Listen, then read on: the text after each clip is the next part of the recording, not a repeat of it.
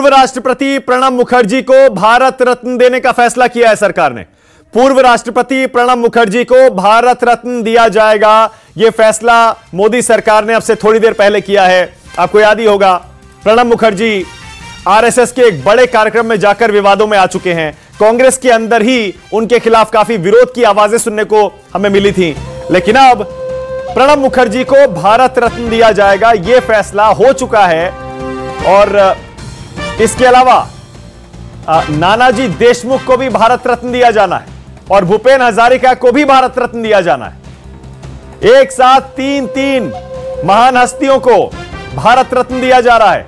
प्रणब मुखर्जी, नानाजी देशमुख और भूपेन हजारिका। इनमें से दो लोग तो सीधे तौर पर संघ और बीजेपी से जुड़े रहे हैं, भूपेन हजारिका और नानाजी देशमुख। लेकिन प्रणब मुखर्जी को भारत रत्न देने का फैसला जफर इस्लाम समझ नहीं आ रहा है। नहीं, देखिए, उनकी जो उपलब्धियां हैं, यही तो फर्क है भारतीय जनता पार्टी और कांग्रेस में। हम सब जो महानुभाव हैं, जिनको मान सम्मान मिलना चाहिए, चाहे वो किसी पार्टी के हैं, हमसे मतभेद हो सकते हैं, लेकिन देश बड़ा दिल दिखाते हुए देश के नागरिक हैं हम। ठीक है, अमित कुमार और जानकारी दे रहे हैं। अमित, क्या खबर है? मुझे लगता है कि अपने आप में एक बड़ा फैसला है और सबसे बड़ी बात, चुनाव से पहले कहीं ना कहीं ये जो बात आ रही प्रणब मुखर्जी को, ये अपने आप में बीजेपी और आप कह सकते हैं कि नरेंद्र मोदी ने वो फैसला लिया जो शायद पॉलिटिकल पार्टीज में आमतौर पर होता नहीं है कि क्रॉस द पार्टी इस तरह से अगर देना, क्योंकि इस तरह के आरोप बीजेपी पहले भी लगाती रही है कि वो अपने पार्टी में, चाहे सरदार पटेल हो या किसी अम्बेडकर हो, उनको कांग्रेस ने कभी नहीं दिया, गांधी परिवार के इर्द गिर्द रही। ऐसे में प्रणब मुखर्जी को भारत रत्न का सम्मान देकर कहने एक बड़ा माइलस्टोन बनाने की कोशिश मुझे लगता है बीजेपी और मोदी की तरफ से हो रहा है। प्रधानमंत्री मोदी का एक बड़ा फैसला आप कह सकते हैं, और नानाजी देशमुख भी हैं, लेकिन इसमें सबसे जो इंटरेस्टिंग नाम है वो प्रणब मुखर्जी है, जिनको लेकर आप कह सकते हैं कि पूर्व राष्ट्रपति है, प्रधानमंत्री मोदी के खुद उनसे बहुत पर्सनल रिलेशन रहे हैं, बहुत अच्छे संबंध रहे हैं। जगह जगह कई बार मौका मिला तो प्रधानमंत्री ने कहा है कि राजनीति जब दिल्ली आए तो उन्होंने सब कुछ सिखाया है प्रणब मुखर्जी ने। तो एक बहुत बड़ा फैसला, इस तरह से आप कह सकते हैं चुनाव से बड़ा से पहले एक बड़ा पॉलिटिकल आप कह सकते हैं कि एक बड़ा शॉट भी मारा है प्रधानमंत्री मोदी ने, बीजेपी सरकार ने। ठीक है, ओके। प्रेमचंद मिश्रा, जरा प्रतिक्रिया दीजिए। आपके नेता को जो बरसों बरस दशकों तक कांग्रेस के नेता रहे, उनको भारत रत्न आपने नहीं दिया, मोदी सरकार दे रही है। अरे हमने तो राष्ट्रपति बनाया, कांग्रेस ने राष्ट्रपति बनाया, और मैं समझता हूं प्रणब बाबू को ये उचित मिला है, वो डिजर्व करते हैं।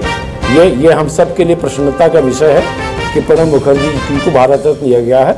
और भारत रत्न जैसे विषयों पर राजनीति होनी भी नहीं चाहिए, यह सोच समझ कर ही फैसले लिए जाते हैं, और मैं इस फैसले का स्वागत करता हूं। मुझे प्रसन्नता है, कांग्रेस को प्रसन्नता है, यह अच्छा कदम है सर। लेकिन ये तो बताइए, प्रणब मुखर्जी जब से आरएसएस के कार्यक्रम में गए थे और एक मंच पर उन्होंने आरएसएस प्रमुख के साथ खड़े होकर उनके कार्यक्रम में हिस्सा लिया, भाषण दिया, आरएसएस नेताओं की तारीफ की, उसके बाद आज उनको भारत रत्न दिया जाना, आप इनमें कोई रिश्ता देख रहे हैं? मैं समझता हूं, नहीं, मैं इसमें कोई रिश्ता नहीं देखता हूं। ये कह के तो भारत रत्न को हल्का कर देंगे कि अगर कोई व्यक्ति आरएसएस के कार्यक्रम में आया है इसलिए आप उसे भारत रत्न दे रहे हो, तो भारत रत्न हल्का हो जाएगा। मैं समझता हूं प्रणब बाबू स्वतंत्र हैं, पूर्व राष्ट्रपति के नाते वो वहां गए थे और वहां उन्होंने जो अपनी सोच थी वो बताया। उन्होंने देश की तमाम जो वर्तमान चिंताएं हैं हम सबकी, उसका ही तो वहां वर्णन किया था अपने संबोधन में, कैसे भाईचारा टूट रहा है। उन्होंने भाईचारे की मजबूती की बात। प्रणब मुखर्जी के अलावा भूपेन हजारिका और नानाजी देशमुख को भी भारत रत्न मिला है, इसका भी आप स्वागत करते हैं क्या? हाँ, भूपेन हजारिका जी एक बहुत अच्छे उम्दा गायक हैं, उनके गानों को हम लोग सुनते रहे हैं, और मैं समझता हूं कई बार कलाकारों को भी दिया गया है। उस श्रेणी में भूपेन हजारिका जी को रखा है, और तो नानाजी देशमुख नाते ही रखा गया होगा। कोई भारतीय जनता पार्टी के, नानाजी देशमुख संघ के पुराने हैं, अब नानाजी देशमुख को दिया तो ठीक है, सरकार में जो लोग रहते हैं उनको थोड़ी छूट रहती है, लेकिन मैं समझता हूँ प्रणब बाबू को देना और बड़ा दिल दिखाओ भाई, फैसला है, बड़ा दिल है नहीं इनका। देखिए छोटे दिल वाले लोग कैसे होते हैं। अरे प्रेम शुक्ला, आपका 56 इंच तो आज तक दिखा नहीं, थोड़ा दिल तो दिखाइए। देश ने 56 इंच के नाम पे धोखा खाया, दिल इसको कहते हैं। दिखाया नहीं। आप तो परिवारवाद से निकलते नहीं है, हमारा दिल बड़ा है, गांधी नेहरू के अलावा कुछ बड़ा है। हमने तो सब वो जो लोग जो महानुभाव लोग हैं जिनको मान सम्मान आदर गांधी से बड़ा कौन है, और आगे गांधी से बड़ा कौन है, एक और राष्ट्रपिता महात्मा गांधी से बड़ा कौन है, लिविंग एग्जांपल। राष्ट्रपिता महात्मा गांधी का नाम क्यों ले रहे हो? राष्ट्रपिता महात्मा गांधी और पंडित नेहरू से बड़ा कौन है? फिर भी हमारा दिल बड़ा है। देखिए, क्योंकि वो एक देश के नागरिक है और उनकी उपलब्धियां डिजर्व करती है, उनके जो क्रेडेंशियल्स है कि उन्हें भारत रत्न देना चाहिए। सरकार ठीक है, लेकिन राष्ट्रपिता महात्मा गांधी से तुलना क्यों कर रहे हो? राष्ट्रपिता महात्मा गांधी से कम तुलना मत करिए। अच्छा, एक सेकंड प्रेमचंद मिश्रा, क्या आपको लगता है प्रणब बाबू को बीजेपी ने तोड़ लिया है, अपनी तरफ कर लिया है? अब वो आपके नेता नहीं रहे, कांग्रेस के नेता नहीं रहे, कांग्रेस से रिश्ता खत्म हो गया?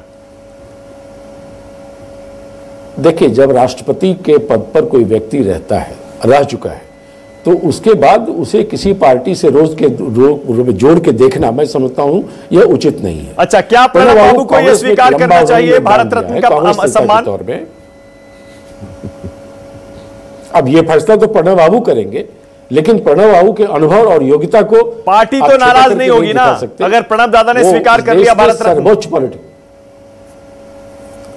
अरे क्या बात कर रहे हैं, ये सब काल्पनिक बातें आप कर रहे हैं मानक जी।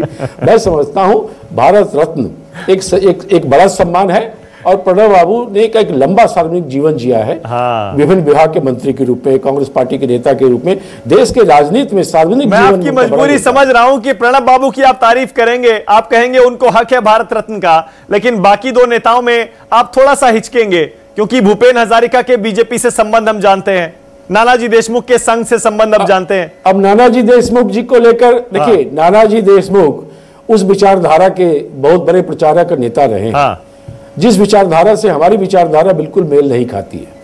हमारी सोच आरएसएस को लेकर सतीश प्रकाश, तो स्वाभाविक है सतीश प्रकाश, चर्चा चल रही थी शायद कांशीराम को यह भारत रत्न दिया जा सकता है, लेकिन अभी तक तो कोई नाम आया नहीं। देखो ऐसा है ना कि बीजेपी अब आपने ये बात तो आप ही ने कह दी ना, चर्चा चल रही थी, मैंने तो सिर्फ ये कहा। अगर आरएसएस से नजदीकियां के तरीके पे जो है अगर आप उसको जोड़ के देख रहे हैं, ठीक है, परवन जी ने जो राष्ट्रपति तो रहे, उसमें कोई दिक्कत नहीं है, और हमारी इच्छा है कि जब हमारे ऐसी कुछ सरकारें आएंगी, ये तो इस देश में है ना कि जिस विचारधारा की सरकारें रहती हैं आमतौर पर उन तरह के लोगों को, लेकिन मेरे हिसाब से अगर उनको किया गया तो इनका स्वागत करना चाहिए। और कहीं ना कहीं पश्चिम बंगाल निराशा हुई है? नहीं, आपको निराशा हुई है? कांशीराम को नहीं दिया है ना, कांशीराम को नहीं दिया? नहीं, आप मुझे ये बताइए, निराशा हुई है? नहीं, निराशा और आशा वाली बात नहीं है, हम तो आशावादी लोग। तो आप तो मांग करते रहे हैं ना, हमारा तो एजेंडा ही आशाओं पर आधारित है, मांग करते रहे हैं, हमारी ये आशा हमेशा जिंदा रहेगी। मांग की है हमेशा, कांशीराम को मिलना चाहिए, 100% मिलना चाहिए, और ये हमारी आशा रहेगी,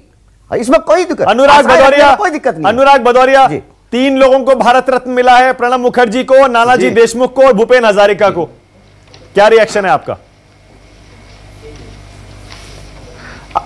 देखिए, जिसको भी भारत रत्न मिलता है सरकार सोच समझ के देती होगी, हम इसका स्वागत करते हैं। अब सरकार की क्या मंशा है क्या नहीं है, अब सरकार जाने। सरकार ने भारत रत्न दिया है, सरकार कोई भी चीज देती है तो हम उसका स्वागत करते हैं। आपको हैरानी हुई कि प्रणब मुखर्जी को भी दिया? तो कुछ क्राइटेरिया आपको हैरानी हुई है क्या? मुझे तो सच में मुझे हैरानी इस बात की है कि इलेक्शन के 2 महीना पहले ही अचानक भारत रत्न देना, इसमें ऐसा कौन सा जल्दी थी? लेकिन ठीक है, अगर सरकार दे रही है तो हम उसका स्वागत करते हैं, लेकिन इलेक्शन के 2 महीना पहले इस तरह का भारत रत्न को दे देना, भारत रत्न बहुत बड़ी चीज होती है, और मुझे लगता है भारत रत्न देने के लिए बहुत थोड़ा सा संयम बरतना चाहिए, लेकिन दिया है तो अच्छी बात है, सरकार ने दिया तो उसका स्वागत करते हैं। अच्छा, क्या पॉलिटिक्स है जफर इस्लाम चुनाव से ठीक पहले इन 3 लोगों को भारत रत्न देने के पीछे? इसमें पॉलिटिक्स क्या है, 26 जनवरी से पहले तो हर बार जो भी होता है, अरे एक साथ 3 लोगों को कभी नहीं दिया गया, कब दिया गया? एक साथ 3 लोगों को? अरे मैं तो ये कह रहा हूं कि कई साल तो कोई मिलता ही नहीं है देने के लिए, आपकी सरकार में भी हर साल कहां दिया गया? नहीं, यही तो कह रहा हूं कि हमारी सरकार ने तो ये परंपरा शुरू की कि बड़ा दिल दिखाते हुए हर लोगों को, हर विचारधाराओं को दिया। इन लोगों ने क्या किया? इन लोगों ने तो सिर्फ गांधी नेहरू के अंदर में, राजीव गांधी और सोनिया गांधी, इंदिरा गांधी में रह गए। तो हर विचारधारा को कहाँ दिया आपने? वो कह रहे हैं कांशीराम को कहाँ दिया? हमारे सरकार से मांग है भाई, नहीं हमारे मोदी के लिए मांग है, हमने सुभाष लोगों को बड़ा मान सम्मान, सुनिए, नहीं है लोगों को, एक मिनट, पश्चिम बंगाल के हो सकता है कि उन्होंने उस तरह की मान सम्मान जो हमने जो दिया, चाहे वो कोई हो, आप किसी SC/ST समाज से देखिए, बाबा जी के लिए हमने, अम्बेडकर जी के लिए जो किया, हमने पंचतीर्थ बनाया, किसने बनाया?